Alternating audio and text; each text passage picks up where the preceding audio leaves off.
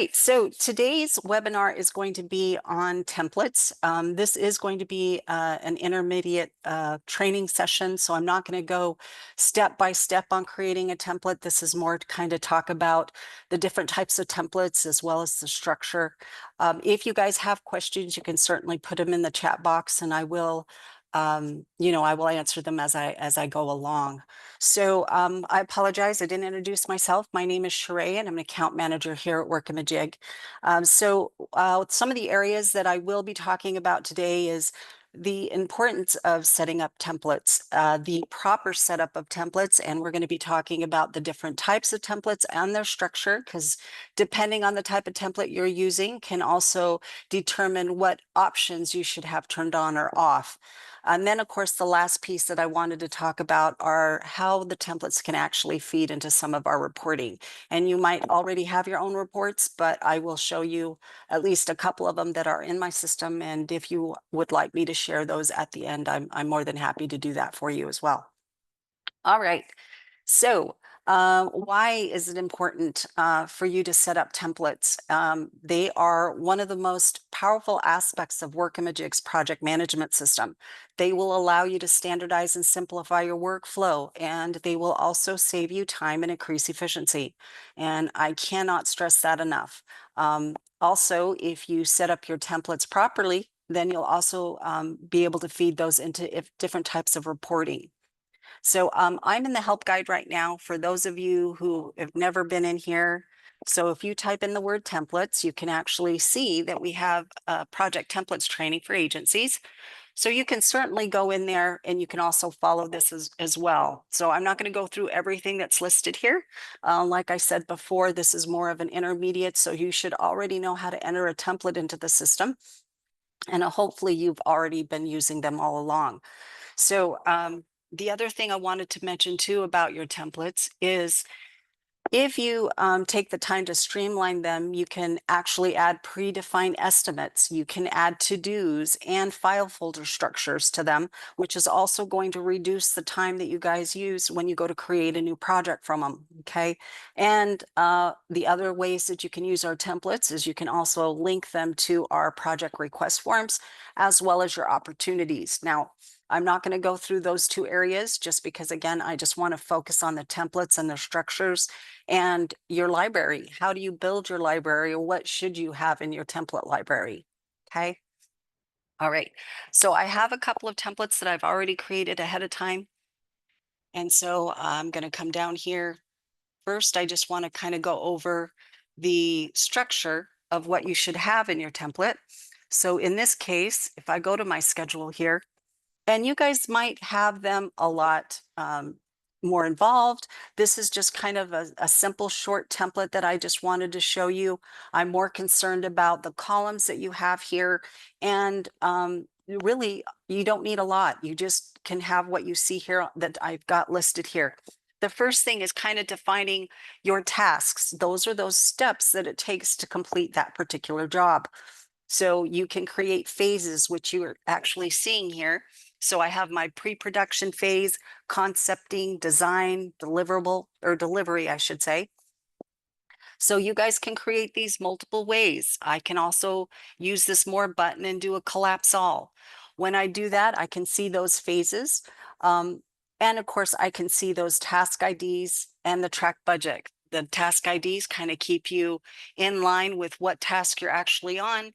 The track budgets is actually when you're going to put time or expenses to those tasks. So I wanted to show you here these summary tasks, which are the bolded tasks that you see to the left. Those are actually going to be no for tracking budgets, because we want to track at the lowest level, which is that 1.2, 1.1. I do recommend that you don't go crazy with your templates. And what I mean by that is don't have them, 50 tasks with 3 levels deep. Okay. So you have to kind of think about who's going to be managing these projects and how many projects you're going to actually have with that type of a schedule. So of course, if you've got 100 of these, then it's going to be very time consuming on whoever's going to be trafficking them. I don't know if you have a dedicated traffic manager, or maybe it's each project manager that's managing their own projects. So again, kind of keeping those things in mind is important. The track budgets, you'll notice that is at the lowest level here. And the reason that you do that is when you go to report out on this, let's say that you were doing a postmortem and you wanted to see, you noticed that the pre-production was 100 hours. So of course, if you were tracking at the highest level, you can't go back and say, well, what caused this 100 hours? Was it project setup? Was it a kickoff meeting or whatever task that was related to? If you're tracking at the highest level, we cannot give you the detail. So that is why it's important to always include the track budgets at the lowest level, which is what you see here with the project setup and the kickoff meeting. The next thing that's important is your days column. This is the number of days that it's going to take for you to complete that task. I'm sure you guys have done these projects 100 times. You have a general idea of how many days it's going to take. And then, of course, the next step would be for your assignments. This is where you're going to think about what roles it's going to take to complete that step. So in this case, I have my project set up. Maybe my account manager is the only person responsible for setting this up. And of course, you want to put how many hours that you expect them to take. Now, if I'm here, I can also start quickly going through each one of my tasks just to kind of make sure that I have all of my services as well as my allocated hours for each. So if this was a kickoff meeting, who is going to be in that meeting? I'm going to have an account manager, maybe a general admin for taking notes, and maybe an art creative design, could be a graphic designer, copywriter, just kind of thinking about those types of roles that are going to be taking part in that particular step, right? Now, I'm not going to go through all of these. The next thing that I think is also important is your allocated hours. You can definitely see everything here. Do you have to pull this out? No, it's again, these are optional. The other ones I do recommend is the predecessor and the line. So this is what creates that waterfall effect that you see. It's saying that a task has to be completed before the next task can begin. So in this case, you can see that this kickoff meeting is linked to line 2, which means that my project setup must be completed at 100% before that kickoff meeting can begin. So again, kind of keeping those things in mind as you guys create your templates is going to be important to you. This line is just letting you know which one it's linked to. So it kind of helps you, to wrap your head around where you're at. And then the last piece is the constraint. The default is always going to be as soon as possible. And the reason for that is if I have a 10-day task, I don't want somebody to wait till the 9th or 10th day to start that task. I want them to begin as soon as possible. That way, if a new job is coming through that door, then I can tell who's available for those new jobs, right? So you don't want people to wait till the last minute. So again, the default is always going to be as soon as possible, but you can certainly change them. Right now I have the details open, but you can see my constraint down here. I can actually change it here. So if you have let's say that you have I don't know, a photo shoot and it's a drop dead date, then it means everything has to happen on that specific day and there is no budging. So this is where you're going to define whether it must be a must start on or must finish on. Those are our two most restrictive constraints that you can add. And what that's going to do is it's also going to follow through with those traffic light indicator lights that you see. So what's going to happen is if that particular task does not get completed on that specific day that you enter, then of course it's going to turn red. And of course you'd want to look into that. Why did it turn red, right? So again, kind of thinking about those things. I don't recommend you putting a must start on or must finish on every one of your tasks. And the reason for that is our system does an auto refresh every single night. And it usually happens early in the morning, like between 1 and 6 a.m.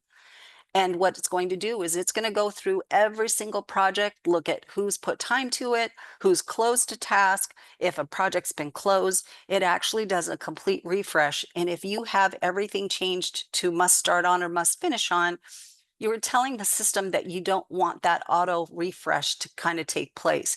You're literally saying, I don't want you to do that. I'm actually going to come in here and modify each one of my tasks manually. And to be honest with you, that is a lot of work for somebody to be doing. Okay. All right. So really, those are the types of columns that you should have in here. You guys can, like I said, you can create your summary task, your standalone tasks. For those of you who have a project manager that may be not involved in the actual process itself, they are just strictly managing their projects. So in that case, you would add a standalone task. In this case, it's my project manager. And then I would add those project manager hours. And this, you'll notice here that the constraint is duration of project. So they have nothing to do with that workflow. They are just simply putting time when they're touching this particular type of job. All right. You'll also notice that there is no predecessor here. So again, they're not part of that workflow. You can add these standalone tasks either at the bottom of your template, or you can add them at the very top. Totally up to you how you want to do that. Okay. All right. So the other thing I wanted to mention too is you don't want to add people to your templates. All right. I tend to see this from time to time. The reason for that is your employees come and go. So, and the only way to update your templates is by manually removing and adding people. So of course, if you've got 50, 60 templates in here and a couple people have left, well, that's going to be 50 templates that you're going to have to update manually. All right. So again, best practice is not to add team members to your templates. Let's see what else. Hold on just a sec. Apologize. Oh, I wanted to mention you can add to-dos to your templates as well. Let me see what I've got here. Let's see. Here. To-dos, I mentioned to-dos earlier. You can certainly add a to-do list, which is literally a list for somebody to kind of check off. And you can make them generic. They don't have to be assigned. But once you do copy this template over, then the person who's responsible for that task will be able to see this list of to-dos. So for example, this project setup, maybe I want to define everything that needs to be completed for that new job. Maybe I want them to verify the tasks and assignments. They need to be creating an estimate and pulling it from the schedule, and also creating, send that estimate out to that client for approval. So these are kind of things that you can add to your templates so that you don't have to have 50 tasks in here 3 levels deep. So this gives you that ability to kind of give that detail that you might need for them as well. The other thing that you may want to do is you may want to add estimate. Now, of course, when you create your estimates, you're definitely going to want to pull from schedule. That way it's pulling every single service and those hours into this estimate that's going to give you a total. Now, I wouldn't probably take it any further than this because, again, depending on the client, it might be different expenses. So of course, kind of the hours tend to be pretty set and pretty easy to use. So in this case, I would say it would be okay to, add an estimate for your hours here at the template level. The other thing that you might want to consider too is your file structure. So some projects might have legal documents or contracts. These file folders, you can actually put security permissions around them. So for example, maybe, the account manager is the only person that has access to those contracts. We have some clients that work with, that are government agencies, and they have to be linked to every single project that they have. And maybe they don't want everybody to have access. So I can create this file folder structure if I want to. That way, when I go to copy this template, all of those files, those folders will start to come over with every new project that I create. You might have original files or revised files. So I just want to show you some ideas that you might be able to add to your templates if you'd like to. The other thing I do want to mention is if you're going to be using your templates, you definitely want to make sure that you're reviewing them at least once a year. All right. And I'm going to actually show you kind of a neat report at the end that can actually show you how often you're using that particular template. And then, of course, maybe you may need to make some adjustments at that point. Um, let's see. Why don't I am going to mention this. So I've seen clients that like to copy projects. Now, I don't recommend copying projects. I do recommend that you create a template from a project if you're constantly using it. And the reason for that is there could be different team members. Maybe people have left since you've copied that project.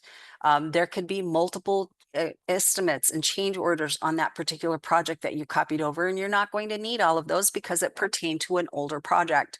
So all the things of copying are not necessarily necessary. You're just more interested in that structure, that schedule that's in there. So let's go ahead. I'm just going to create a template for you. Oops.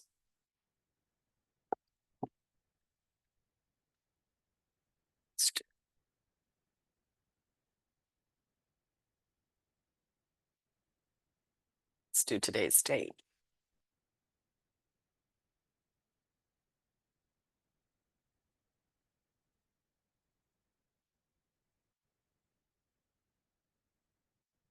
Okay. So now what I'm going to do is I'm going to leave this template blank because I actually want to be able to copy a different project. So you don't need to worry about this GL company. I have something else turned on, so just ignore this. And then we're going to go ahead and save. Now, the other thing that's important about creating your templates is you're going to definitely want to make sure that you add your project types to each of your templates. Again, that's going to flow into your reporting, right? So here I'm going to go into my schedule.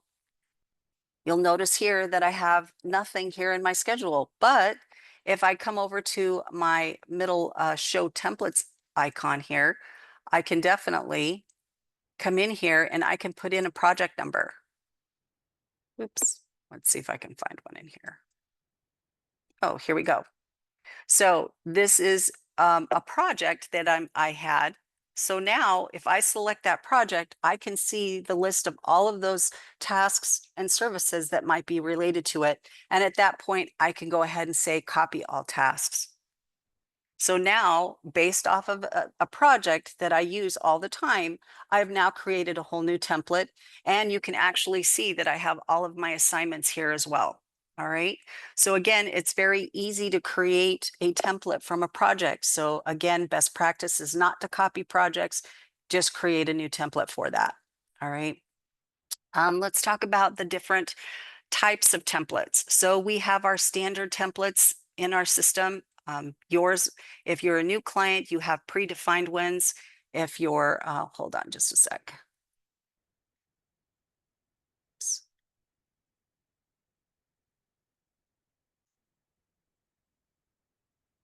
All right.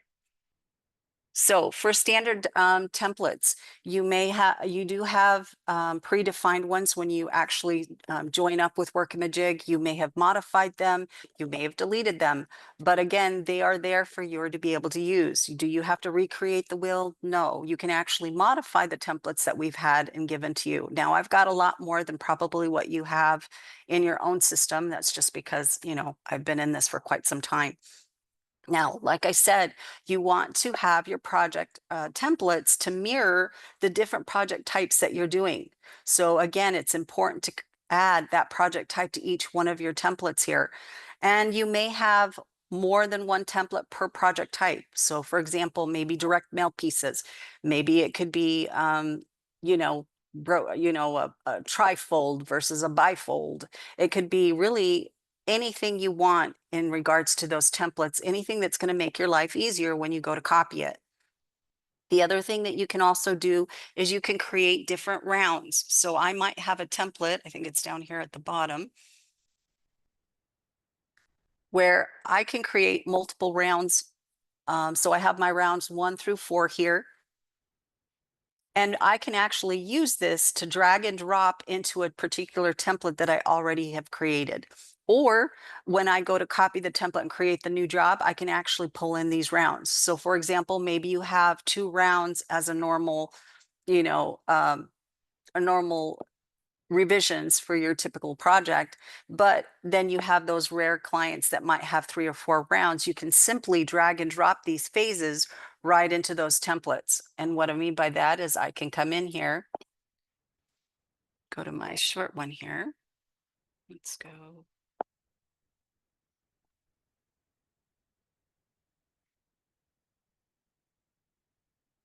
Oh, here it is. So coming back in here, when I said about those rounds, same idea here. I can come in here and just drag and drop them, right? So maybe I need this round here and I want to drag it and drop it. Oops. Okay. So you can use these however you want. It's going to make it very easy instead of having to come into each project and add those rounds of reviews in one task at a time. Now, I am going to mention one thing here. So you'll notice that when I dragged and dropped, it nestled itself right underneath that design. So you can see here right now that I've created my 3rd level. So this is where I recommend you be very careful when you're dragging and dropping.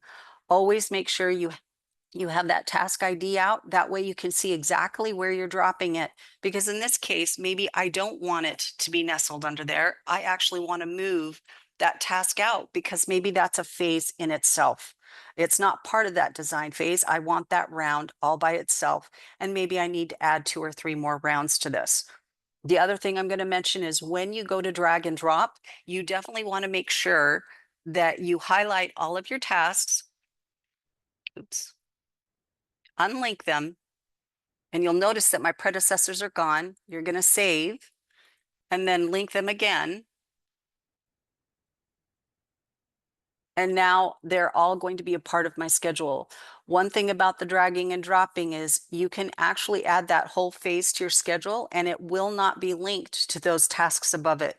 So that's why it's always important to kind of look at where you're dragging and dropping. And then of course, making sure that your predecessors are set up on when you've added those extra phases to your templates. Okay, so I'm going to just go ahead. I'm actually not going to save that. All right. The next thing, again, kind of thinking about your templates here, we might have a direct mail piece here. And of course, this is just to show you the different types of tasks that you might have. Do you have to mirror these? No. I just want to kind of give you ideas. That way you guys can create your own templates from them. The other thing I do want to talk about too is aside from your standard templates, you're going to also have your admin templates. Now, these are going to work a little bit differently. This particular setup here is going to be for company-wide projects. Typically, these are going to be copied once a year, and you're going to have January 1 to 12/31. You're going to have the tasks, each task here. These are those non-billable overhead projects that you're going to create for people to put time to. Now, you're going to notice that the task IDs are not numbers, which is on purpose. Usually when you're doing these types of templates, you don't want the auto numbering turned on, and I'm going to show you where that's at in a minute. The other thing that's also important here is those constraints are going to be duration of project. All right. They are not going to be as soon as possible, which is one of the changes or the differences between a standard template and one of your admin templates. Now, here's that auto ID tasks, but this is the big key down here. This anyone allowed to charge time. So this allows everyone in the company to be able to access this particular project without being on the team of the project. So again, this is more of a global setting. And this also eliminates the ability to add allocated hours. So you don't have to worry about adding those to every single task in this overhead project, okay, or this overhead template eventually. Now, I've seen people create personal admin projects. So these are going to be a little bit different. Same thing here. You're going to make sure that your auto ID tasks is turned off. because you want to be able to customize those task IDs. But the difference in here is on the schedule itself. I'm going to open these up. It's still going to be duration of project, but when you come to this other tab here, you want to make sure you have the scheduled task, track budgets, and here's the key, allow on all timesheets. And then of course, the last one would be exclude from status. So the allow on all timesheets, what that's doing is that is saying that that person must be on the team of that particular project in order for them to put time to it. All right. So it's a little bit differently because the other one supersedes that team, whereas this one is saying, no, I want people to be able to put, I only want specific people to be able to put time to this admin project, right? I know some clients don't like to share PTOs for everybody, so this may be a way for you guys to do that as well. All right. Let's see, what else? I think that's pretty much it for the admin projects. I do want to show you some other things. You can also create templates for onboarding. Um, Again, these are just different ways that you can create them. So what are the steps that it takes when you go to hire a new employee? Do you need to contact the IT department to be able to get a new email from them? Also, who's creating that employee record and making sure that each of those sections that are important that get set up correctly. So here I can actually add those to-do items again. So thinking about, okay, what are the steps it takes to be able to hire a new employee? What do we need to make sure that we do with them? Is everything signed, correct? You know, maybe you need to have that copy of their check to be able to do those ACH deposits for their checks. So again, kind of thinking about how you can use these templates. I'm just going to give you some general ideas of how to do it. This is actually breaking down each of those different tabs within an employee record that's inside, right? And then maybe you guys are going to create a training template. So again, depending, these can be role driven. So maybe I have creatives, one for project manager, maybe one for accounting, and you can create a training template for each of those different roles that you might be hiring for. And then of course, this last one here is, okay, remember to send that employee that new email login and credentials, right? So again, I'm just kind of showing you different ways that you can use these templates. The last one would be here is those training ones that I mentioned before. So this is just a training one that you could use just to give you some ideas. Here, I've added some links. So down here under this task description, I've gone through each one of these tasks and added links for the help guide. It could be a video too. So again, kind of thinking about what you can add here.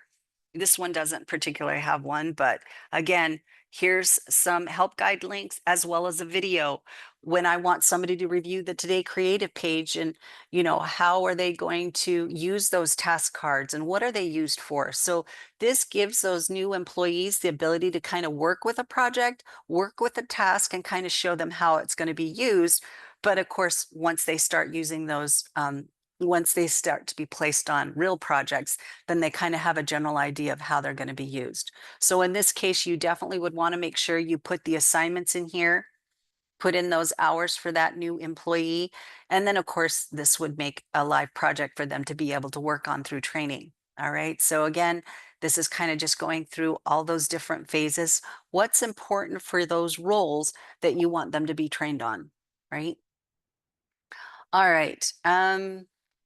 The last piece that I wanted to talk about was the reporting. So if you guys are setting up your templates and putting in those project types, there's a couple reports that you guys can definitely run, and they're going to be in my report center. So I'll take you in here.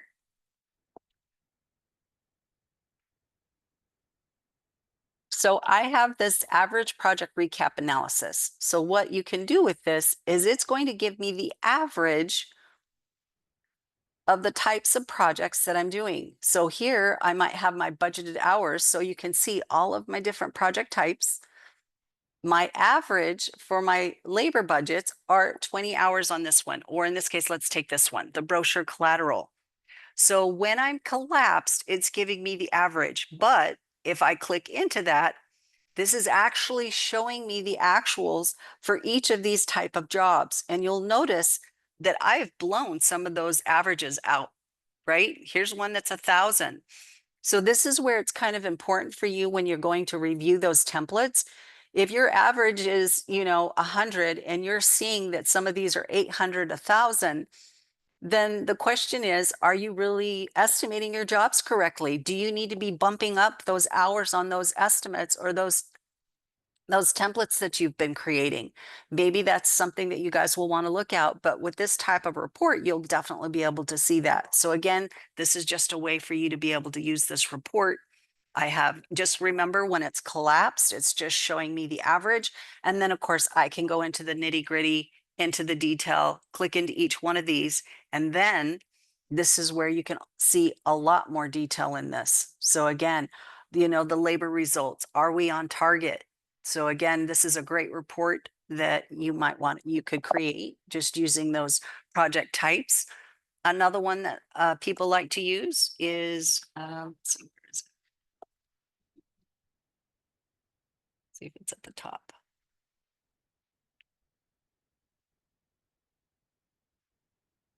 Oh, here, new project count. So this one I like too. So this one, this is now grouping by my clients, and it's telling me how many new projects that I created for this particular client and what are the different types that I've created. I've created 5 brochures. I've done 7 direct mail pieces, 1 event for them. So again, this is a great way to kind of look at your clients, what type of projects they're doing. So again, using those project types, it can be very powerful if you want to use them for reporting. All right. Okay, so I don't know. Maybe somebody can let me know if you guys are interested in these reports. I can certainly I can see if I can add them as a CSV file to the chat box, and then you guys can certainly import those in. So just let me know if that's something of interest to you, and I'd be more than happy to do that. So are there any questions?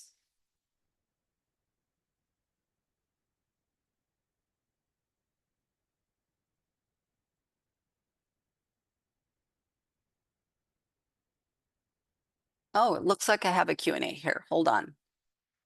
So let's see, for the to-do list, do these show up as a master task list on the Today PM page? No, they don't. You're only going to be able to see those to-dos on the actual task itself. So if you're a project manager, you would have to open up the project, go to the schedule, open up the task, and then make sure you see that to-do list there. That's going to be the only way you're going to be able to see that. Okay, next one. Why can I not see duration of project as a project constraint?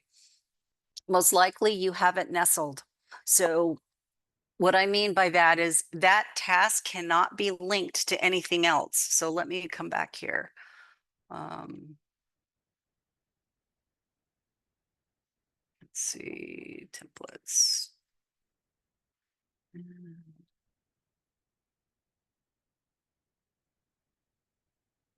Okay, so do you see how down here at the bottom, it's by itself. It's literally pushed out to the far left. Once you do that, and it can't be linked to anything else in your schedule, at that point, you will be able to see the duration of project. Okay, so again, that task has to be by itself completely. All right, it can't be linked to anything else in the schedule for you to get that duration of project. All right, the average project recap analysis report. Is this a report that can be imported? Yes, it can be. And like I said, I can certainly add that to this and see if you guys can download it. I'll also go into the help guide and give you the little link for importing if you don't know. Okay. All right, looks like a couple of you do want those reports, so I'll do that too. Looking for the new project count report and can't find it. Oh, it's because it's a custom report. It's just one that I created to just kind of show you how you can use those different project types if you want to. And like I said, I can add those in for you, and then you guys can certainly import them yourselves, okay? And let's see, please share the CSV. Okay, I will do that. Is there a functionality to where each person assigned to-dos list, wait. Is there a functionality to where each person's assigned to-do list from the project schedule can be consolidated on a Today PM or Today Creatives page? Well, if a to-do is not assigned to a specific person on a task, anyone that's assigned to the task will be able to see those to-dos. So the minute that you assign it to do to a person, then it only shows up on their task. Hopefully that answered your question. Let's see. Can I show you the radio spot template? Oh, sure. I can definitely do that. Let's see.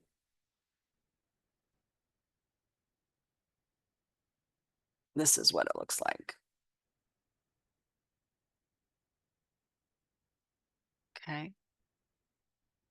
Again, these are just examples. Do you have to do them like this? No. So hopefully that helped you a little bit, Anne.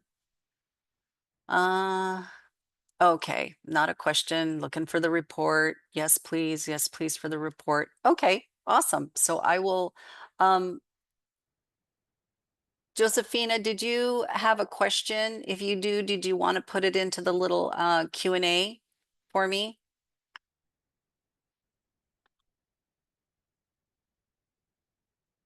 All right. Now let me go ahead and see if I can pull in. Let's see if I can pull those in for you.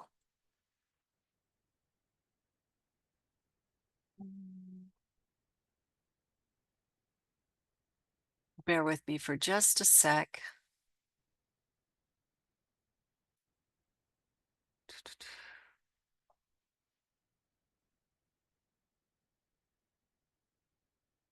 All right. I'm going to need a little help from someone here. Do you guys know actually where I can attach the CSV to the chat? I'm not seeing any buttons here. Let's see. Let me see if I can just drag it and drop. So just bear with me for just a sec.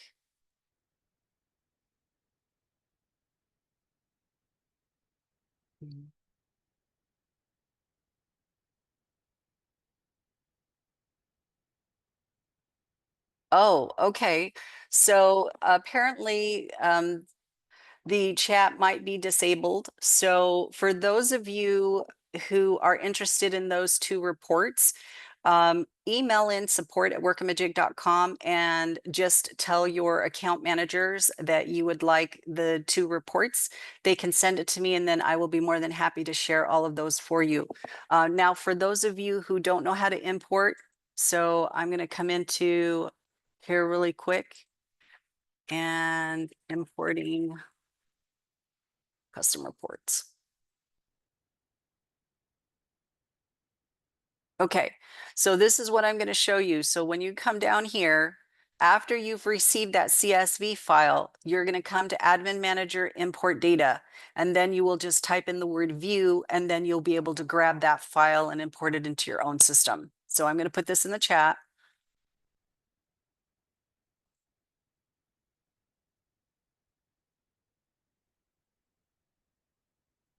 There you go. So I'll give you a minute or two to copy that if you'd like.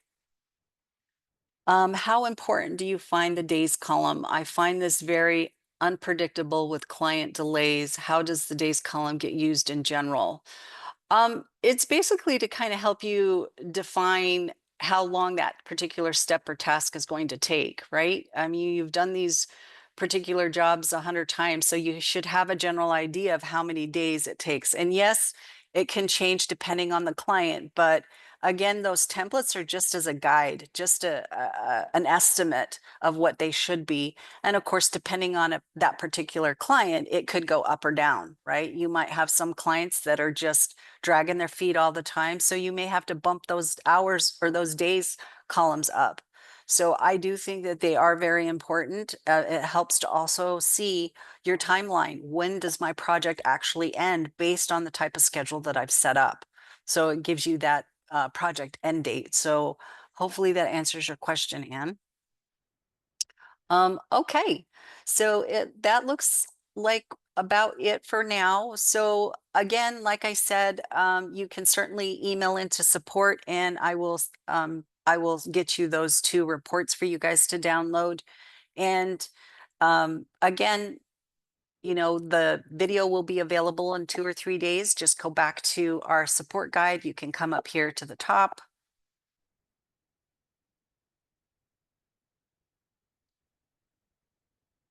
and you're going to come into webinars. And then of course, you'll be able to get the webinars here. Okay.